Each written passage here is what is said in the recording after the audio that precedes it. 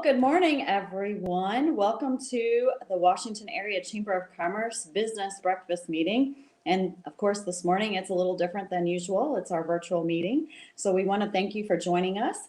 Before we get started, we'd like to go ahead and do the Pledge of Allegiance. So if everyone will please rise with me and say the Pledge of Allegiance.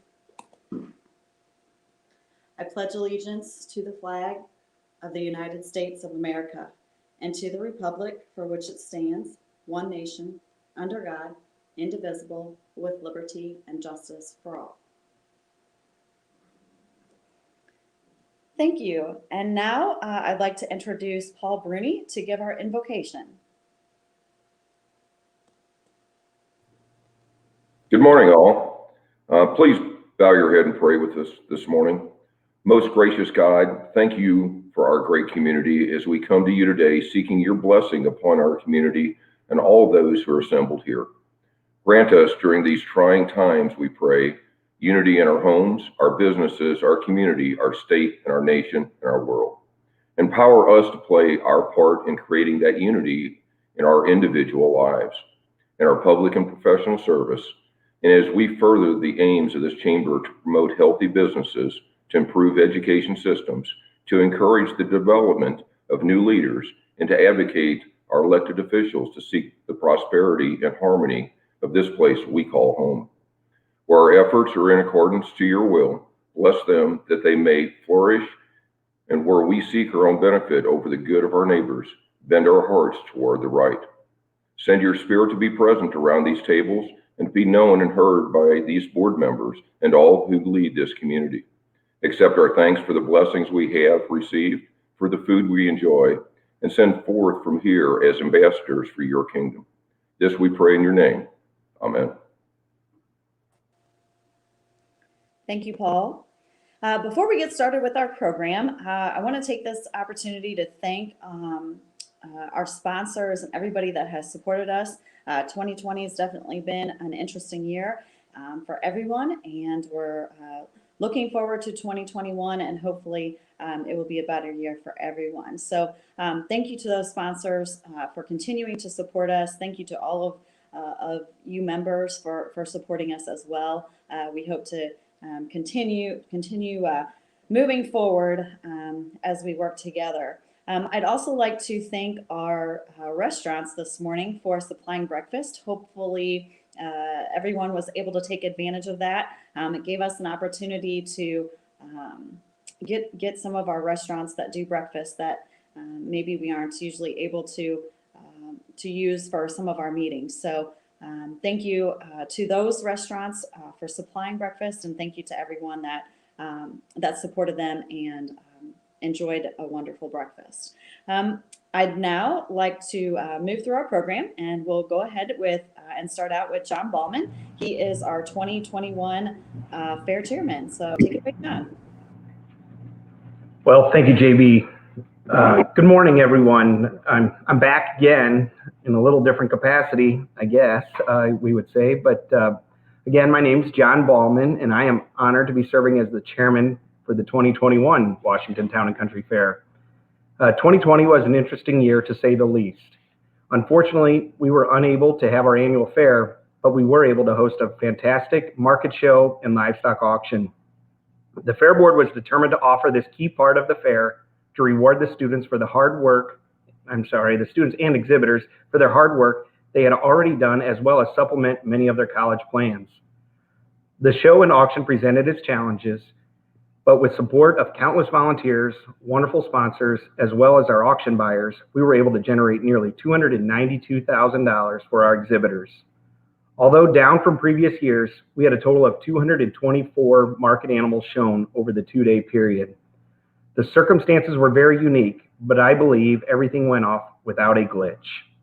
While the fair and auction can be measured by its economic impact, the impact left on the community by its local businesses, sponsors, and volunteers are immeasurable.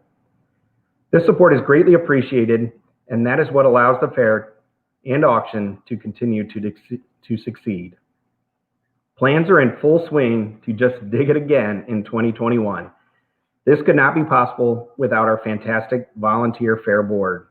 Our members include Chad Alferman, Michelle Bear, Steve Bleckman, Chad Carter, Dave Cox, Don Eman, Kim Fleer, Jason Gildehouse, Joe Gropey, Ed Geeney, Doug Hoberock, Dale Holdmeyer, Sally Claycamp, Joe Leisman, Justin Leisman, Ann Losing, Kyle Mounty, Stephanie McKenzie, Alex Meyer, Eric Raymeyer, Josh Waymeyer, and Terry Williams. Thank you all for your help and support in a challenging year, and we will try it again in 2021. Our past chairman is Jason Understall, who continues to provide his guidance, as well as our co-chair and 2022 chairman, Joyce Couch. I'll make this official. I don't intend to be chairman next year. Looking ahead at this year's fair, I'm excited to say we currently have 3 of our 4 nights of main stage entertainment booked and close to our final contract for the main stage. This year's chairman's event and additional interactive exhibit provided in partnership with State Technical College will highlight the area north of the food court. Motorsports, Midway, and plenty of usual fair favorites will also be in place. Finally, in an effort to fill the fair food void we have all been missing over the past year, the Fair Board is planning a drive-through fair food event the afternoon and evening of January 23rd. We plan to serve some of our favorite fair foods out of the Knights of Columbus kitchen. Please watch the social media platforms and our website for the full menu and details on early bird ordering and exact details for January 23rd. Once again, I am honored to be here serving the community at this capacity. As a lifelong resident of the Washington area, I have personally seen what a great benefit this event has on the community, and I'm excited to be a part of it. Thanks for your time this morning. Hope to see you all August 4th through 8th at the Washington Town and Country Fair to just dig it. Thank you, John. We are definitely looking forward to the 2021 fair. We are now going to hear our economic development report, and Sal Maniaci is with us this morning. So Sal is the Director of Economic Development for the City of Washington, and we work closely with the city and with Sal. So Sal, go ahead and give us your report, please.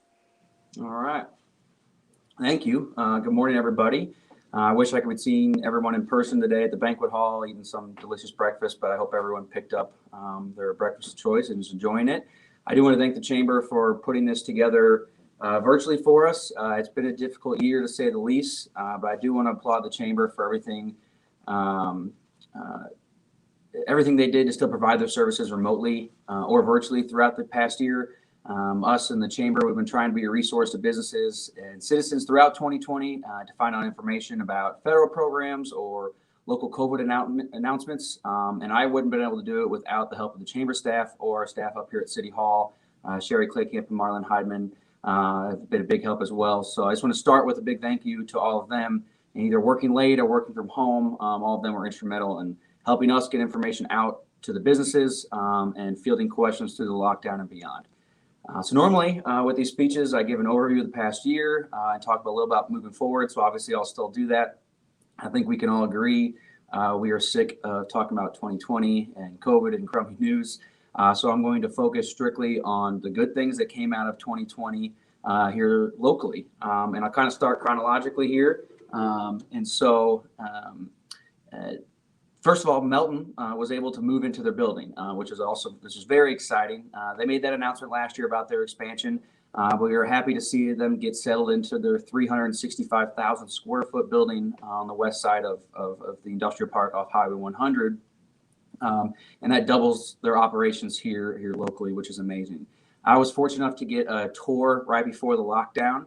And let me tell you, impressive isn't a strong enough word. They have already begun their hiring, and we are excited to get to see them grow. So congratulations to Melton and their team. And kind of tying into that, we're able to kind of capitalize on that and work with another local industry. With the opening of the old Melton building on Bluff Road, we were fortunate enough to work with WEG on their recent expansion. They purchased the 165,000 square foot building off of Bluff Road and will be moving into it in the coming months. This will be their third plant in Washington and will bring their employment locally to over 500 employees, which is just phenomenal. WEG has the opportunity to grow globally with their footprint all over the world, and we're thrilled they chose to continue to grow in Washington and cannot appreciate them enough for their continued investment in our community. Another local industry expansion was the Tooling Tech Group expansion. TTG and a subsidiary of GH Tool and Mold expanded their plant number 2 off of WW Industrial Park Drive. They did a 21,000 square foot expansion and allows for 25 new employees and their continued growth in the region. So we want to congratulate and thank them for their commitment to Washington as well. 2 other promising industrial prospects that we can't necessarily announce yet, but we're hoping to move forward is Project Pressure and Project UFOT. We have been working diligently on both these projects throughout all of 2020. One of which started early 2020 and the other one started about April. And they have stayed strong and committed to working on growing here and locating here, even through all the hurdles and the trials of 2020. So, and through that uncertainty, we want to thank them for their continued commitment and working with us. And we're hoping to have some announcements in the coming months on both of those if we're lucky. So moving on to a couple other projects, and these next 2 kind of lead into or build on a goal that we announced last year at this speech, and providing some workforce housing and some housing options in Washington. And a very exciting project to touch on is the International Shoe Factory rehab off of 2nd Street. The building and the surrounding district as a whole had been a target area for redevelopment for decades. And understanding the historical significance of the building and the potential that the building had for its size, the Washington Historic Preservation Commission worked to get the building eligible for the National Register of Historic Places, and they were successful in getting that district surveyed last year. The end goal was being to save the building while hopefully providing some workforce housing attracting to young professionals looking to move into the area. We were fortunate enough to connect with ELS Properties out of Union, who had interest in the property. And in 2020, we were able to secure a development agreement on the project. So I'm sure no one's surprised to hear this. They've news to no one. They've seen the construction, but work is already underway on the 85 new lofts with first tenants hopefully moving in this May, which is a very exciting project and cleanup for the area. Another project that kind of goes hand in hand with that is last year we were able to announce a redevelopment project with McBride & Sons for the Locust Valley redevelopment at Locust Bay Street. So that's formerly the Frykes Mobile Home Park. We had purchased years ago and targeted the area for cleanup and a potential workforce housing project. We worked with McBride to set up a development agreement that brings quality single-family housing and allows first-time home buyers the opportunity to purchase new homes. And again, hopes of enticing younger families to Washington. They broke the ground already and have issued 7 permits out of the 27 homes, and they're moving quick. They started that before the new year and a little bit ahead of schedule. So we're very excited about that project. And both of those kind of go into, like I said, our goal of providing workforce housing. You know, we saw kind of a gap in our growth and our demographics of younger professionals that younger families have been able to locate here. We have a lot of career opportunities, but we weren't having housing opportunities. They're a little bit more on the expensive side. Someone wanted to graduate in college, they can't graduate and buy a house. They didn't have a lot of rental or first-time home buyer options necessarily. And so we're kind of making some headway there. We're very excited about a lot of projects that have broken ground the past few years, and we think we're making some big steps of achieving that life cycle housing goal of having diverse housing options for everybody. And building on that, you know, workforce in general has been and remains a priority for us in assisting local businesses in retention and expansion. In addition to facilitating that workforce housing to provide the housing options, we are continuing to work towards marketing Washington and our employment opportunities to the larger region. So last year I showed you one of our videos in our series on Washington, our Plan on Staying series. And we're now completing our 15-second TV and online ads that will be distributed in 2020. They will focus on not only displaying Washington as a place to live, work, and play, but as a place that you can plan on staying and to find ample job and housing options. You know, just last week we saw our first draft of one of those 3 by Wilson Video, and we are thrilled with it, and we're very excited to roll that out. We'll be able to share all those on our page, but the goal is to actually push those out and pay to have those shown more on a regional basis outside of Washington. These next 2 items kind of focus on some metrics that we use every year to kind of gauge some success and kind of where we're at in our growth. The first one with housing permits is a metric I use consistently to gauge our growth and economic success, as new residential units typically lead to additional growth commercially and industrially. Most time it leads to developers see how comfortable they are with investing in an area based on how many new rooftops and residential units are going up in that area. And last year, I was excited to announce, thrilled really, that we had broken 100 new residential units for the first time since 2006, which was a big achievement for us. And this year, we had seen a steady influx of residential growth and permits, but I wasn't sure exactly where we're at. And I knew with 2020, I was kind of bracing myself for a possible year of maybe a dip before we got back into our increase. Right at the end of the year, we got our permit numbers, or right after the new year, I should say. And in 2020, even with all its hurdles and issues, we issued 249 new residential units, which is just phenomenal. That was, that we have the 85 lofts going in at 2nd Street, but even pulling those out of one project away, we still have that's an exceptional number and something that we can be proud of. And it shows developers and commitment to the area and just people in general wanting to move to Washington. And I will say it's numbers like this that give me hope that if we continue to make people confident and investment throughout the year we just had, I think we are setting ourselves up for a successful coming year as well. And then overall building permit valuation is also another metric that we use. And last year, I was thrilled to show we had a 20% increase in 2019 over 2018, which was massive. It's a huge increase. I was a little worried that that may have been inflated by some major projects, like with the Melton expansion, some major industrial projects in 2019. And I thought we may have seen a dip again, the inflation of those projects paired with a possible downturn in our economic recession year for 2020. Again, I was very pleasantly surprised, not only with our hurdles we've seen in 2020 and everything. We had a building permit valuation of $53.5 million in 2020, which is an 18% increase over 2019, which we were afraid was already inflated. So we just continued to increase, since 2015. I think every year we've had an increase in valuation and housing permits. So that just shows, I think we're on a good trajectory. And I think, we have a lot to be proud of here. And when I was preparing for this speech, I always look at my previous year, and I pulled up my speech from last year, and I ended last January by discussing the hopefulness of entering 2020 in a new decade. And it's almost kind of funny reading that in today's lenses. It almost feels naive, not knowing what was in store for us just from January to March. We were really going strong into this next 10 years into 2030. But it also makes me very proud to be part of this community, looking at all the hurdles placed in front of this business community in 2020. And we still have quite a few accomplishments that we can boast about, obviously. Witnessing industry strap in and adapt to new environment, watching the community as a whole really push for supporting local and supporting one another throughout the lockdown. It is all really quite impressive looking back on it. There's still some work to do to get back to full employment levels we were prior to, but we're really close. And you can just see with our advertisements online on our website and in the paper, a lot of businesses are starting to hire again. And I think we are, in the grand scheme of things, we are very fortunate.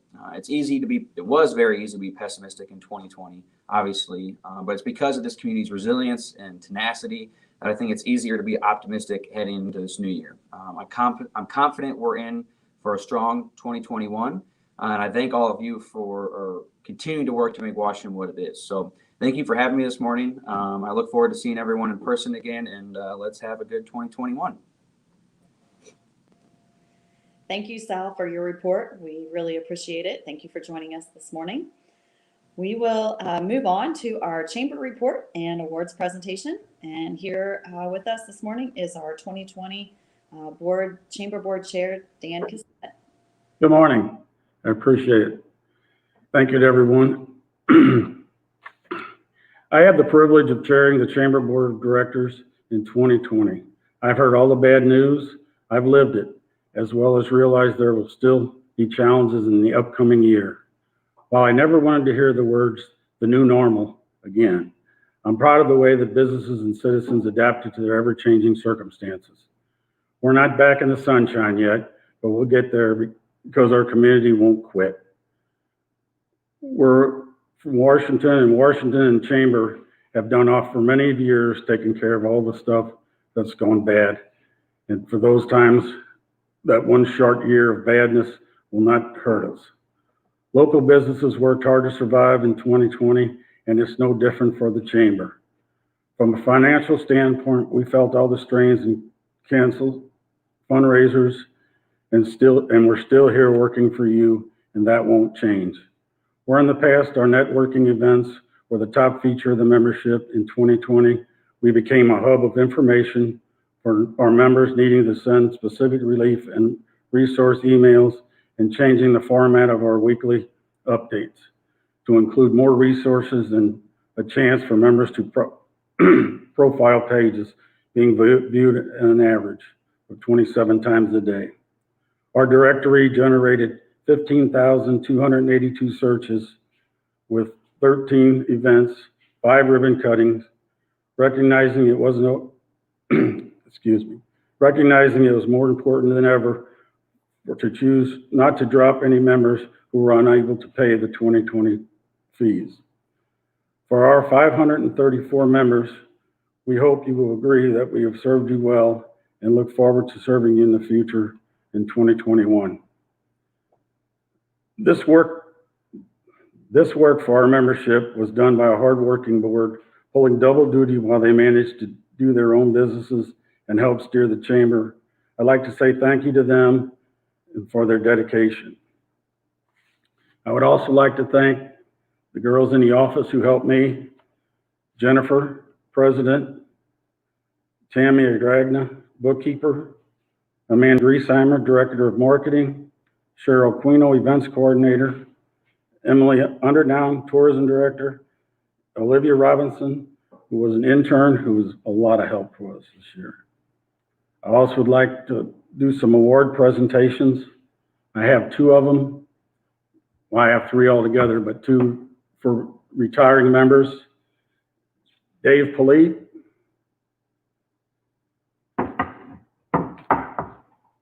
and Casey Zastro were very helpful. The whole board was helpful. I appreciate all of them. I also want to thank the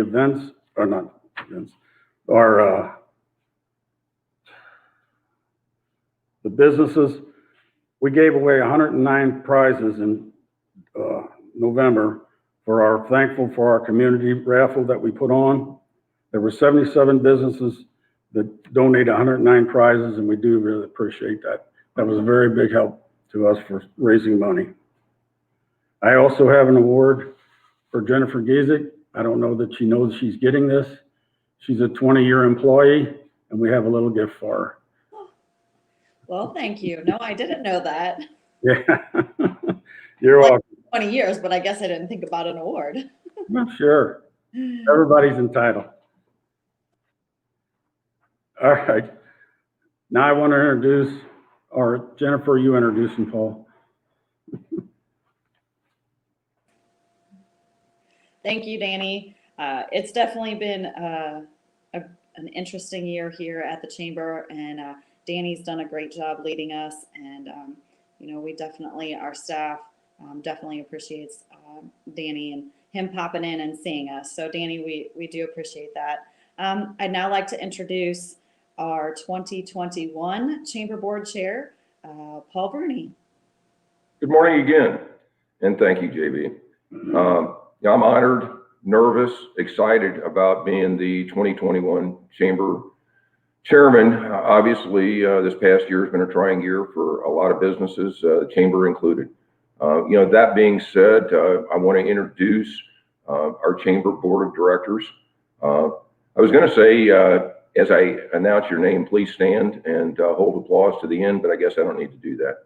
So anyway, Andy Robinson, who will be our first Vice Chair; Jay Novak, our second Vice Chair; Steve Struberg, who's on the Executive Board; Karen Tempe, who's on the Executive Board; and Danny Cassette, obviously our ex officio; Josh Brinker, Becky Cox, Scott Hilberman, Joe Maniaci, Tanya McCormick, Luke Meyer, Craig Mueller, Tricia Piontek, who's one of our new board members; Kevin Richardson, who's also a new board member; and Jason Understall, our past fair chairman.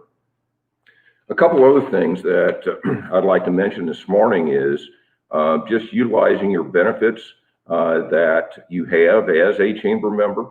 Emails, resources, and articles provided, attend events, display your member plaque, write an Ask the Expert blog on our website, submit contact to a member on a member feature on the blog, update your web listing and logo. So utilize what we have because we have a lot of people coming to our website. Add more representatives on your member listing, sponsor an event, host an event training the chamber, post job openings, deals, events, and news releases through our chamber master. One other thing, Jennifer has received an amazing opportunity and honor to serve on the IAFE board as its second vice chair, and she'll be chairman in 2023. What an honor. She's very excited. A press release will be going out probably next week explaining the details of this. So congratulations, Jennifer. Thank you, Paul. Yes, very excited about that and looking forward to serving on the IAFE board as well. Well, with that concludes our presentation and business breakfast meeting for this morning. Again, I would like to thank our sponsors and everybody that supports the chamber. I know you can see the little messages that are coming up, and a thank you to our members. We couldn't do this without you. We want to continue to be a resource for you and do what we can for you, and we're here for you. Before we end this, I have two things I want to say. I want to thank my staff this year. It's definitely been a challenging year. We've had our ups and downs, I'm sure, as most businesses have this year, but we've got a great staff here, and we had to work from home a little bit. We've had our moments with COVID, but like I said, we are here for you, and we'll be here for you. So just a shout out to them for everything they do. Amanda put this presentation, or put the virtual business breakfast meeting together, and so I want to thank her for her time with that as well. So the last thing I want to do is from the staff, I want to say thank you to Danny again. Danny's been a great leader this year, especially with the challenges that we've had. And so thank you again, Danny. So one last thing, and obviously it's a little bit of a challenge doing this virtually because we're not all in the same room. So one of the things that I didn't get to do after I introduced the members was to thank Danny and for all of his hard work and efforts this year. As you all know, it's been a trying year for the chamber and its staff. And I'm sure that when Danny started out this year, he had no idea some of the tough decisions that he was going to have to make and face this past year. He's always been the first one to help in all activities and showing full support for the community. As Danny will be leaving the chamber board next year, I'm sure he will still be there to support the chamber in this community. I will be relying on Danny for his knowledge and expertise in some of the tough decisions that we'll have to make going forward in this year. Good Lord willing, we'll have a fair when we can get back to a little bit of normalcy. So thank you, Danny, for everything that you've done for the chamber, and please receive this plaque for your dedicated service to the chamber. Thank you, Paul.